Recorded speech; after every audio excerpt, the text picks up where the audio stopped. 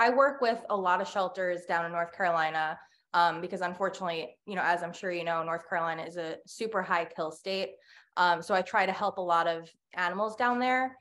So I was scrolling online with a bunch of the rescue partners that I have, and I saw his picture, and that was it for me. I instantly fell in love.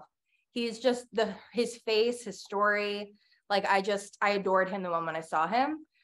So he came up on a private plane from North Carolina to Connecticut, and he's been with us ever since then. He came to us in June, so we've had him for a while. Van Gogh was part of a dog fighting ring. He was used for bait, which if people don't know, that means he was thrown in and let dogs attack him. And still, after everything he's endured, he loves people. It just shows how resilient these rescue dogs are, and just how amazing they are to anyone that adopts them. We weren't getting any interest in Van Gogh, and since he is dog selective, it was tough having him at events. So I had the idea of trying to do an event specifically for him. So I said, I know this probably sounds like such a silly idea, but what do you think if we do an art gallery for him and he can create pieces of, art? We glob the paint onto the canvas, and then we take a sealed plastic bag and we rub peanut butter on the bag, and then we put the canvas into the bag. So while he's licking the peanut butter on the top of the bag, all the paint inside of the bag is, smearing around and making a beautiful masterpiece. He ended up creating 10 pieces of art.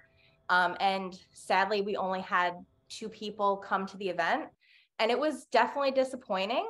So I posted about it on our Facebook page, and then all of a sudden it just went viral.